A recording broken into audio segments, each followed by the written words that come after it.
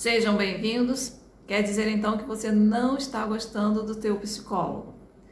Isso é possível, mas antes da gente chegar à conclusão de que a gente não gosta do profissional que está fazendo o nosso acompanhamento, ou quando a gente ouve alguém dizer que não está gostando do seu psicólogo, é preciso que a gente faça antes algumas ponderações.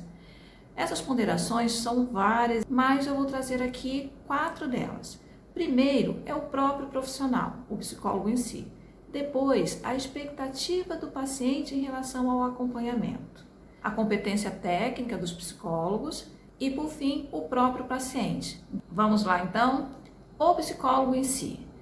Como qualquer profissional, o psicólogo, ele é também uma pessoa, ele tem uma personalidade, que pode ser mais expansiva, e aí você é uma pessoa mais reservada, pode ser uma pessoa, um profissional mais reservado, e você queria ali uma interação maior, com mais proximidade, e aí não coincidiu muito a tua personalidade com a desse profissional. Pode acontecer, e aí não tem a ver se o psicólogo é bom ou ruim, você simplesmente não gostou de interagir com esse profissional. Ok, o que não quer dizer que por isso você não vai ter resultado na tua psicoterapia. E bem como você também não pode abandonar o teu acompanhamento por conta disso. E no final vou te dizer quando que é o caso de você buscar um outro profissional, tudo bem? Então vamos lá agora falar sobre a expectativa do paciente ou do cliente, dependendo aí da abordagem do profissional, que tem em relação ao que ele vai encontrar nesse acompanhamento psicológico. Uma coisa muito comum que as pessoas se queixam é que o profissional não dá uma solução para o problema. Lembre-se que o profissional de psicologia, ele não vai dar solução, até porque não existe essa solução por parte de outra pessoa que não sejamos nós mesmos com as nossas questões, com a nossa vida, com a nossa particularidade.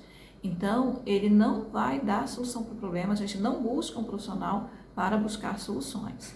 Outra queixa muito grande também é do paciente dizer assim, não estou gostando do meu psicólogo não, vou lá toda semana falar a mesma coisa e nada acontece.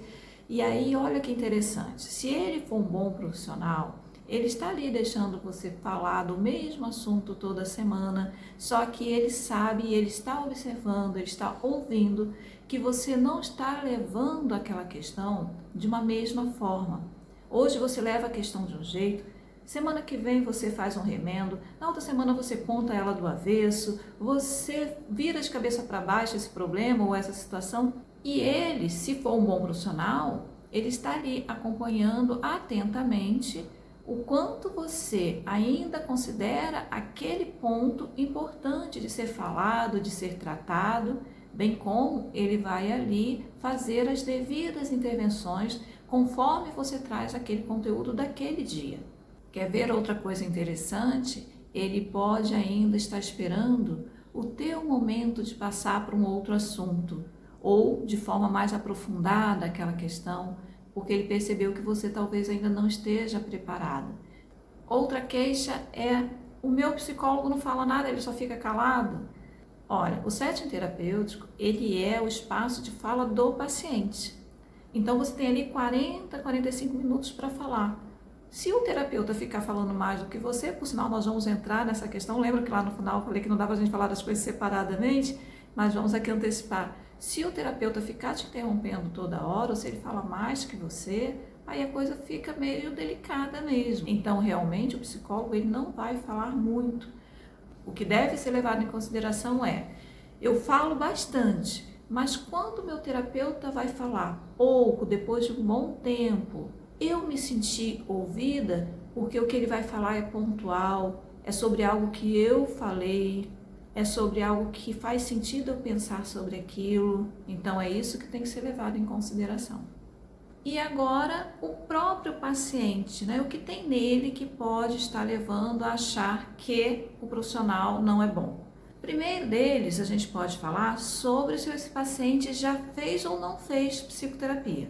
Porque se já fez, pode ser que ele esteja comparando os profissionais. Com o outro ele já estava adaptado, e aí por algum motivo teve que trocar, e agora está tendo que se adaptar ao novo profissional. Ou então se ele nunca fez, e agora ele está se adaptando ao processo de fazer esse acompanhamento psicológico. Porque existe a ideia prévia das pessoas que nunca fizeram terapia de achar que ela vai contar os problemas dela para uma pessoa. E o psicólogo também não está ali ouvindo os seus problemas no sentido de julgamento, do que ele acha, como ele vai solucionar. Não. Embora você esteja no contexto de conversa, o psicólogo está colocando você em trabalho psíquico. Nesse trabalho psíquico, o que importa é como você elabora as questões, como que você reelabora essas questões e você vai se sentindo emocionalmente mais confortável para lidar com as situações.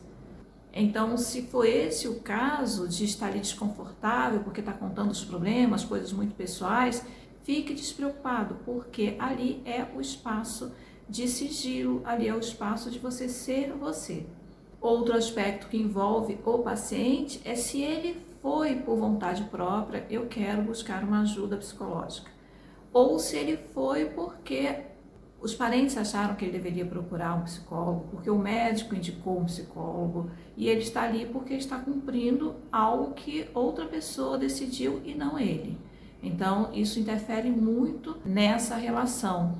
E você pode achar que você não gosta do profissional e, na verdade, é porque você não está aberto à psicoterapia. É uma coisa a ser considerada.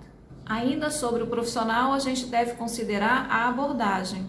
Às vezes, tem abordagem que ela tem mais a ver com o paciente, o da paciente se adapta melhor. Então, por exemplo, a gente tem a humanista, a gente tem a terapia cognitivo-comportamental, a psicanálise, tem outras, já vou citar aqui essas. Cada uma dessas abordagens, o profissional vai trabalhar de uma forma e talvez pode ser que você não conseguiu se adaptar àquela abordagem. Se você não se adaptar, é possível que você procure aí uma outra abordagem com a qual você se identifique mais. E aí a gente já começa a entrar na perspectiva de quando que a gente deve então procurar um outro profissional. Mas antes eu gostaria de orientar. Seja qual for o motivo, eu acho que a terapia não está andando, eu não gosto do terapeuta, o que está te incomodando? Isso deve ser levado para o setting terapêutico. Porque se você não fala, e às vezes é uma questão também sua, você vai procurar um outro profissional e quando chegar lá, a questão não vai permanecer, porque às vezes está em você. Veja bem, não estou falando que culpa, a culpa é sua, o problema é seu, não estou falando isso, estou falando que é uma questão. O que tem nesse profissional que você não está conseguindo interagir, que não está te agradando? São por questões suas ou realmente é questão do profissional? E isso vai ser resolvido a partir do momento que você falar, tudo bem? E quando que a gente deve procurar um outro profissional? A gente deve procurar um outro profissional quando a gente observa que há questões técnicas que não estão sendo atendidas. Então agora vamos aos pontos em que realmente a gente observa que a gente deve buscar um outro profissional. Esse profissional é responsável com os horários, porque se não for, a gente tem uma falha técnica aí. Ele fala com você com ar de julgamento. Quando você fala, você tem a sensação de que você não foi ouvida. Eu vou contar aqui 2 exemplos para a gente encerrar, que aí a gente não tem mais o que discutir, mas que isso existe, né? Então, uma pessoa procurou uma profissional e precisou interromper o acompanhamento, e quando ela precisou retomar, que ligou para essa psicóloga, ela disse assim: mas você ainda está nessa? É um julgamento, né, gente? Outra paciente buscou um profissional que durante a sessão, ela falando das questões dela da maternidade, que estava com um filho, um casamento e não estava dando conta, e falou de todas as questões dela. E ao final o profissional disse: pelo menos você casou, teve filhos, e eu que ainda nem casei. E aí, gente, nesses casos, realmente são questões técnicas da profissão, questões éticas, e que não dá para a gente continuar com esse profissional. Então é bom que a gente busque mesmo um profissional com o qual a gente se sinta mais seguro. Espero ter ajudado. Até o nosso próximo vídeo. Um grande abraço para você. Até lá!